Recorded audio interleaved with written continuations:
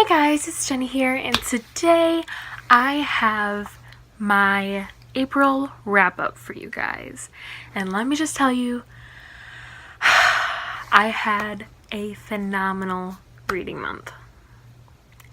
I had a really good reading month. So, as you all know, I started a buddy read with Melissa over at Sassy Ginger Book Obsession this month, and we started the system where we were reading 75 pages a day for buddy reads. And so, with that system, I was marking my book off with sticky notes. Well, I liked that system so much that I decided to carry it on with the rest of my TBR, and I did the strict schedule, and it totally helped me get to... I actually doubled my average for like books read at the beginning of the year. In January, February, March, I read 6 books each month, and this month I read 12. To be honest, I genuinely don't know how I did this, but it happened, and I am super proud. And I love the way that my new system works. I am getting so much reading done, and it's not like taking a ridiculous amount of time for me to do it. I'm just like, I'll take like the books to school, and like having a certain amount of pages that I'm reading a day really helps, and like I just squeeze it in like when I'm on the bus, or when I'm at school in class, or at night before I go to bed. Like I'm still getting everything that I usually get done, but I'm also getting a ton of reading done in a really reasonable amount of time. So the first book that I read in the month of April was Shatter Me by Tahira Mafi. This was a reread for me, and also a buddy read. This was about my 3rd or 4th time reading this, and I buddy read this with Melissa at Sassy Ginger Book Obsession. Yeah, it was so good. I love this story so much. Since this is such a huge wrap-up, I can't really go into depth about these, but all of them are on my Goodreads, and my Goodreads handle is down below, but it's the same as my channel's. So if you have Goodreads, you should totally friend me, because hey, I love talking about books, obviously. But this was 338 pages, and I gave it 5 stars. I thoroughly love this book, and I can't wait to continue with its sequels. The next book I read this month was... Oh, my stack's gonna fall. There it goes. So, The Hate You Give by Angie Thomas. This is a book that I've been dying to read forever because of the hype it was getting. I didn't come across a big-time booktuber that hadn't read this book and loved it. And I bought the book, like it was right there. But then my librarian assigned this to us as our book club book of the month. And so now I have 2 copies of it. And so I'm like, okay, if this is being assigned as a book club book, if our school is putting in the funding for brand new hardcover books, then this must be a good book. And let me just tell you, it was. This book was phenomenal, and I loved it so much. If I could give this 10 stars, I would. You know what? This is getting 10 out of 5 stars. 10 out of 5 stars. This was 444 pages. And yeah, the page count is something different than I'm doing this month. I don't know if I'm going to keep it. But yes. After The Hate You Give, I read If I Stay by Gail Forman. This was another reread for me. This month I had a lot of rereads. I actually think that 9 of them were rereads, and the other 3 were new reads. So there's that downfall, but it's okay. It's still a books. But yeah, this was a reread for me, and I thoroughly enjoyed myself once again. I read this book 1 time prior to this time, so I've read this twice now, and I think I enjoyed this book more than I did the first time I read it. It hit me harder than it did the first time, and it felt like such an important concept, I guess. And yeah, so I gave this 5 stars, and this one was 234 pages. Next in April, I read The Cellar by Natasha Preston, which was also a reread for me. I have also only read this book one time, so this makes number 2. This is a thriller. Yeah. It was really good. One thing that I really appreciate about this book is that this was the first book that was originally published on Wattpad that got published in physical format. And it kind of just started giving the other authors on Wattpad more hope, and a lot of authors after her got published with their books, and it was awesome. But yeah, I really enjoyed this. It was very creepy, just as I remembered, and I gave this 4.5 out of 5 stars. This was my only read that was not 5 stars this month. And this was 347 pages. I am very pleased to say that all of the new books that I read this month were all 5-star reads. I had 11 5-star reads and 1 4.5-star reads, and that was it. So, the 5th book that I read this month was Percy Jackson's Greek Heroes by Rick Riordan, illustrated by John Rocco. This book is a monster. Yeah, this was really good. It was so funny. I loved it. It was such a pain to get through some of the myths because they were so long. Like, the chapters are each story. There are 12 myths in here of the Greek heroes. And the way that it's narrated is just so sarcastic and witty and funny. It's like so different from Bullfinch's mythology.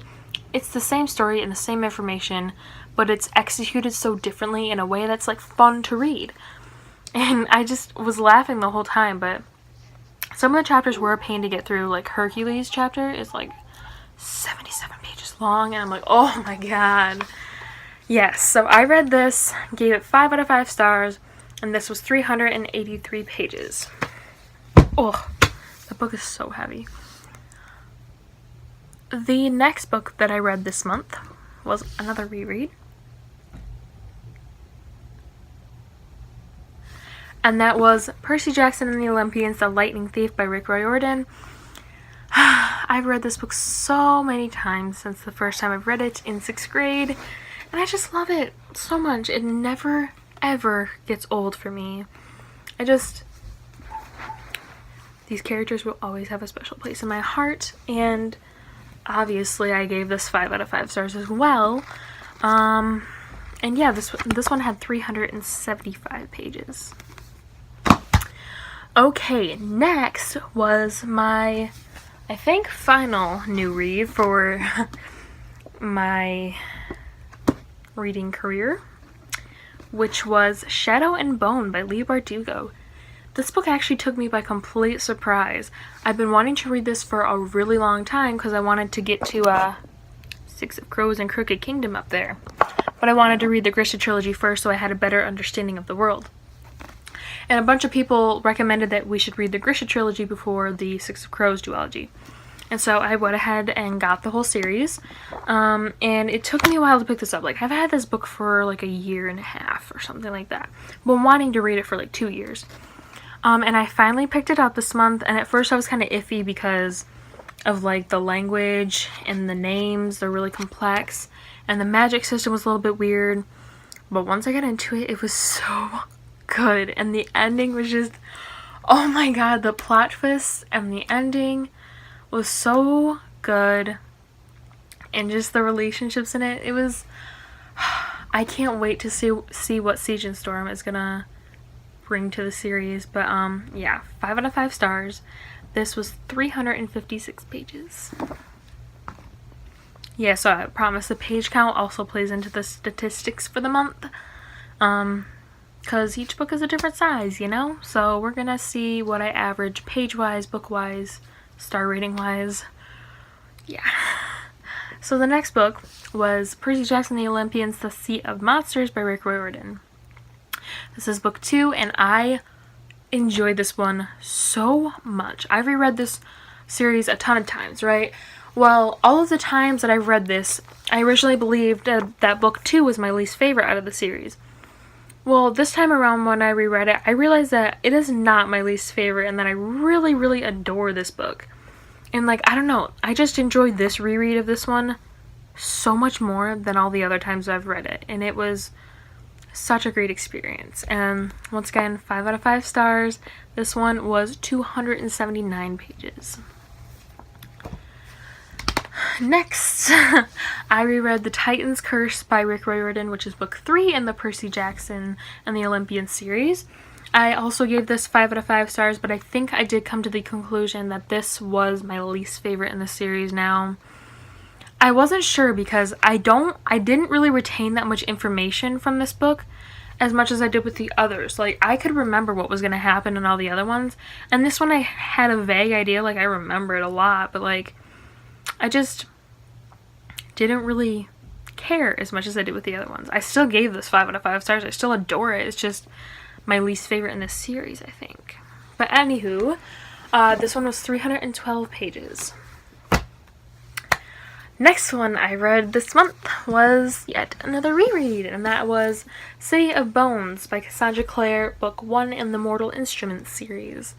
So, well, I'm sorry. I don't know if you guys just heard my mom scare my brother. But, one night I was watching City of Bones, the movie, with Lily Collins and, you know, Jamie Campbell Bower, the iconic one. And the more I watched it, the more I'm like, wow, I really miss Shadowhunters, and I really miss that book series. So, me being me, I added this book to my TBR. And I really, really enjoyed it. I will admit, it was going super slow because, like, I tried to do it during a readathon. I was just falling asleep. But I really did enjoy it a lot. And I still gave it 5 out of 5 stars. And this was 485 pages. I just really love the characters in it. A lot. Like, they're just precious. So, the next book that I read in the month of April was a book that you all are probably going to yell at me for reading. Actually, maybe not this one, but the last one for sure I'm going to get some scolding for. Anyways, I reread Court of Thorns and Roses by Sarah J. Maas for the 3rd time. Yeah, so I've read this book a total of 3 times. I loved it. Once again, this has been a month of just really memorable rereads. Like, this has been my favorite reread out of all the times I've read this book, and I don't even know why. I just paid a lot more attention to the detail of it, and paid a lot of attention to, like, the descriptions of characters and, like, rooms and worlds, and it just made it so much easier for me to, like, imagine the story.